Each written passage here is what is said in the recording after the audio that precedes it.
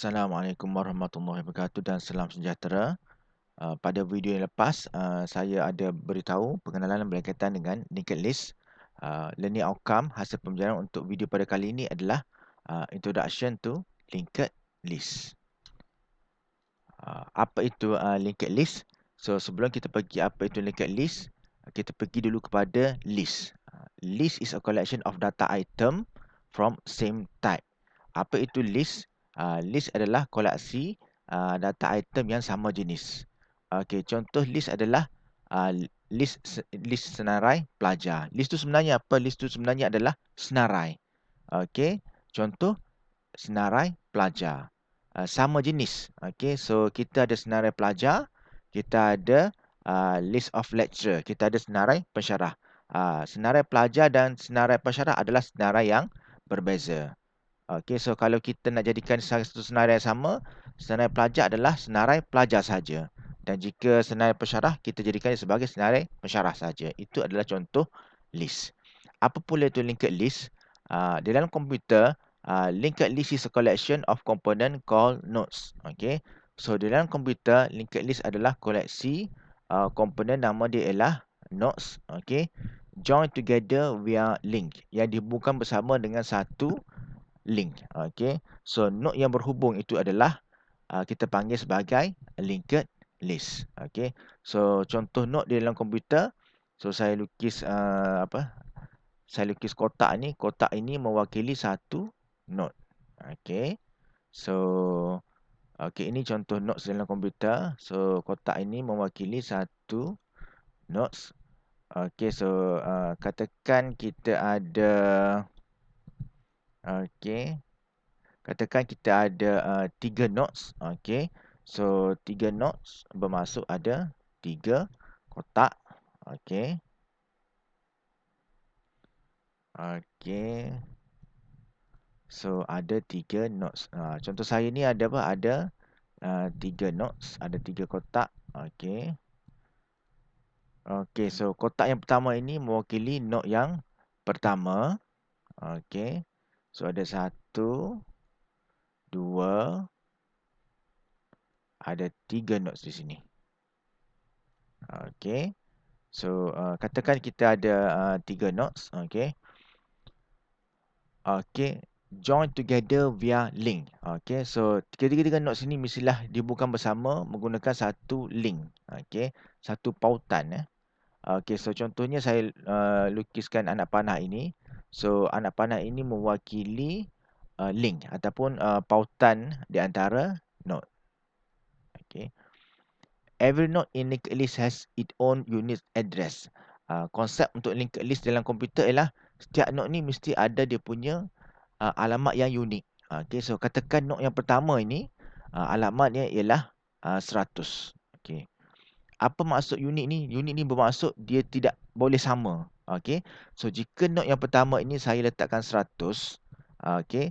Node yang kedua ni saya tak boleh nak letakkan 100. So saya kena letak nombor lain secara random. Okay. Secara rawak. Okay.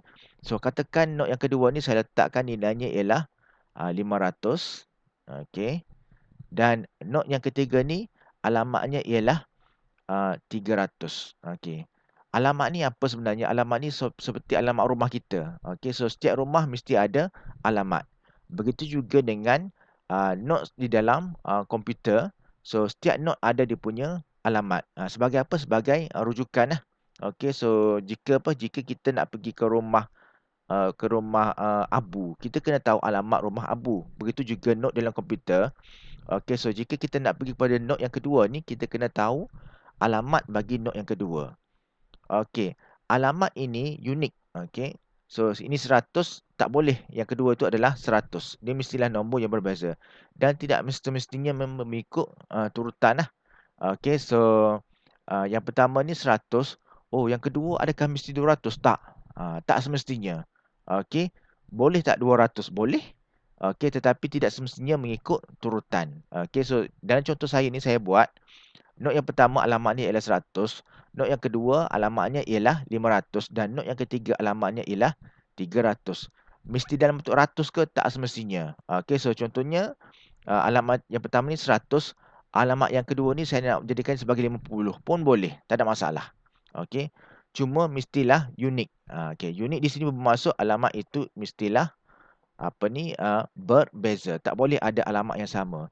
Dan juga tidak boleh alamat itu nilainya ialah kosong. Okey, sebab apa? Sebab kosong ini adalah satu alamat yang khusus di dalam komputer. Kita berikan kepada, kita panggil sebagai null address. Okey. So, yang ke seterusnya konsep untuk linked list ialah every nodes in linked list contain two field. Okey. So, setiap node dalam komputer ini mengandungi dua bahagian. Okey. So, saya lukis dua bahagian. Okey. So, setiap node dalam komputer ada dua bahagian. Okey. Okey. Ada dua bahagian. Okey. Bahagian yang pertama kita panggil sebagai data field, dan bahagian yang kedua kita panggil sebagai link field. Okey. So, ada dua bahagian di sini. Okey. So, seterusnya kita pergi kepada next slide. Okey.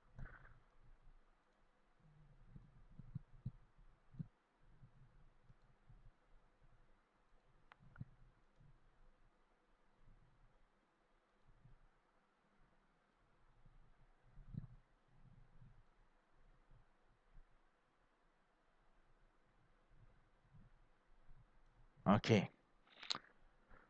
One field called the data field. Okey, so satu bahagian dalam linked list kita panggil sebagai data field. Okey.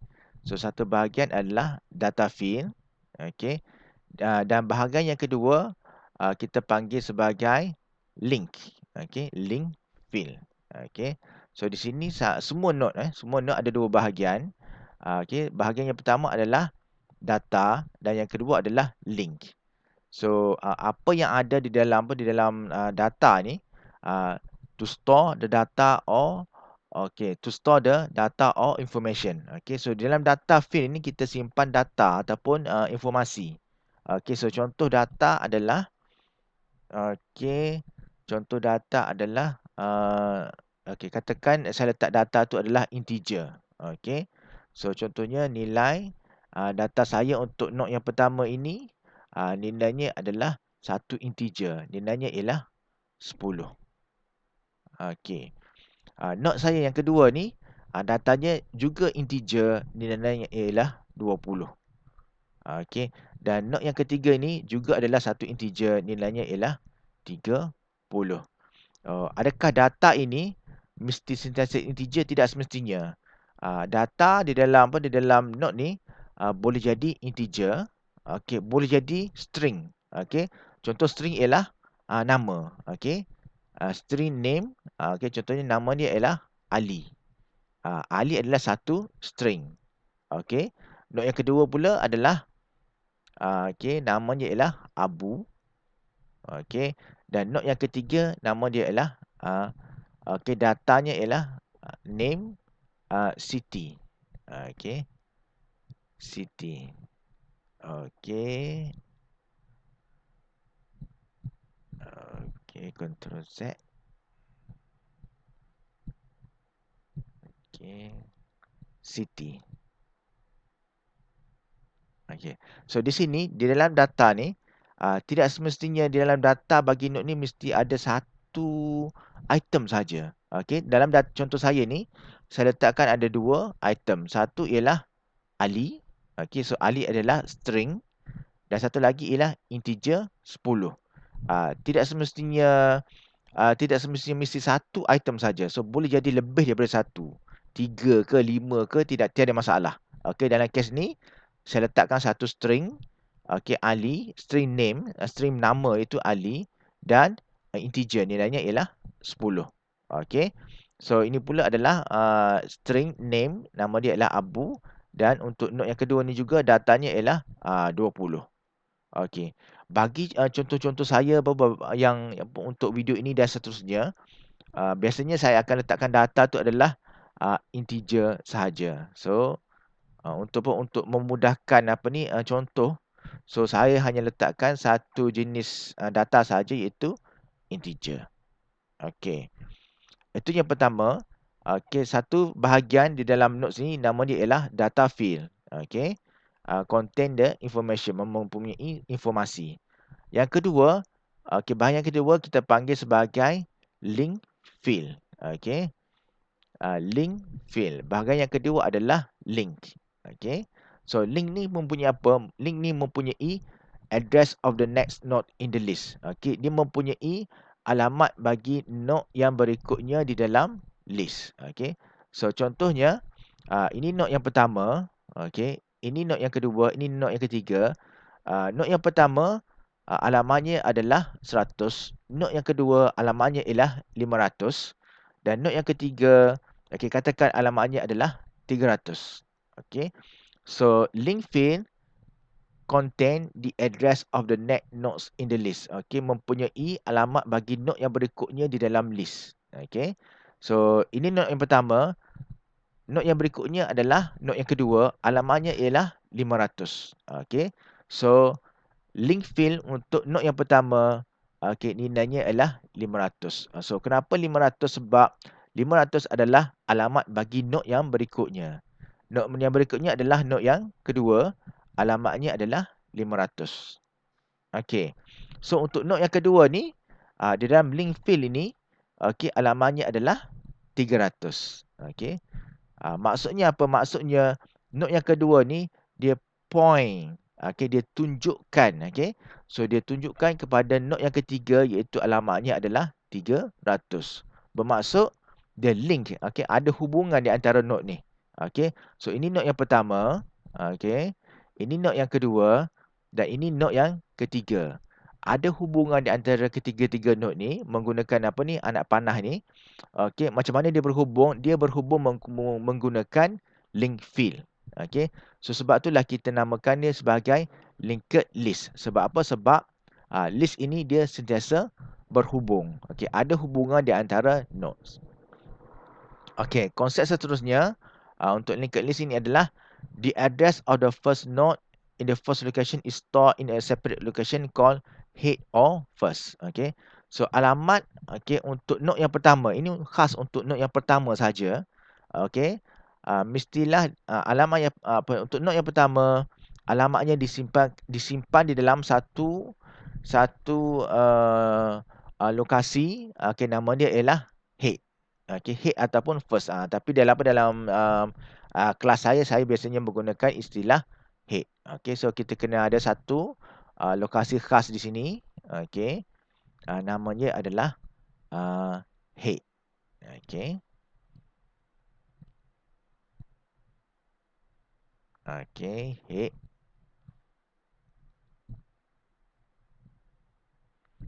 Okey, head. Head ataupun kepala lah. Okey. So head. Okey. Okey. Kandungan head ni adalah alamat bagi node yang pertama. Dia tak boleh alamat node yang kedua dan alamat node yang ketiga. Dia hanyalah syaratnya ialah head ni, okey, mestilah kandungannya ialah alamat yang pertama saja. So untuk contoh saya ini, node yang pertama alamatnya adalah 100. So ini bermaksud kandungan di dalam head ni adalah alamat 100. Okey. Okey, so di dalam ini mestilah 100. Okey. Apa maksudnya? Maksudnya head ini dia tunjukkan kepada nilai yang alamatnya adalah 100, iaitu node yang pertama. Okey. So ini satu lagi konsep linked list. Dan konsep yang terakhir apa untuk linked list ini ialah the link field or pointer field for the last node in the list point to null or address 0. Okey, untuk node yang terakhir di dalam linked list, okey, kawasan ini, okey, link field or pointer field. So saya biasa gunakan istilah link ya. So link field, bahagian link, okey, untuk node yang terakhir saja, bahagian yang terakhir untuk node link untuk node yang terakhir ini, nilainya mestilah null, null. Okey. apa maksud null tu? Null tu bermaksud, okey, dia tunjukkan kepada alamat, okey, address zero, alamat kosong. Okey. So, di sini okey, ada apa? Ada satu alamat, okey. Okey.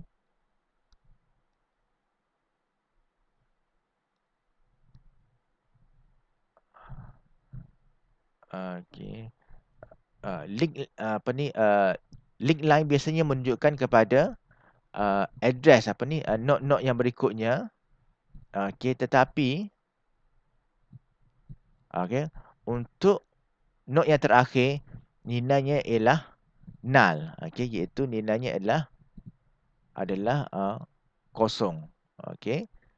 Alamat kosong ni dia khas, okey, di dalam komputer. Orang yang buat komputer ni mencipta alamat kosong ni supaya bila alamat tu adalah kosong, dia tidak tunjukkan kepada mana-mana tempat di dalam komputer memori. Okey, so biasanya kalau nilainya contohnya 100, dia tunjukkan kepada satu tempat di dalam apa, di dalam komputer. Okey, tetapi bila nilainya adalah null ataupun kosong, okey, nilai kosong ini tidak merujuk kepada mana-mana tempat di dalam komputer. Okey. So, itu sahaja konsep pun berkaitan dengan linked list. So, kenapa kita perlu menggunakan linked list ini? Linked list ini sesuai digunakan bila okey, structure large or need to hold a large record. Bila list tu adalah besar. Contohnya adalah senarai pelajar yang berada di universiti. Okey, sebenarnya adalah besar. So, sesuai kita menggunakan linked list. The size of a list is not known in advance. Kita tak tahu berapa bilangan yang di dalam list tersebut. Contohnya kita tahu berapa pelajar yang akan mendaftar di dalam universiti. Okey. So, kita kena gunakan linked list. Flexibility is needed during insertion, deletion and reordering of element. So dia lebih satu lagi kenapa kita kena gunakan linked list ni, sebab apa? Sebab semasa insert, okey, semasa nak masukkan, semasa delete, okey, semasa nak padam dan juga nak order elemen, dia adalah lebih fleksibel. Okey, so itu saja video berkaitan dengan introduction to linked list. Okey. So okey, untuk video yang berikutnya kita akan pergi kepada operation on the linked list.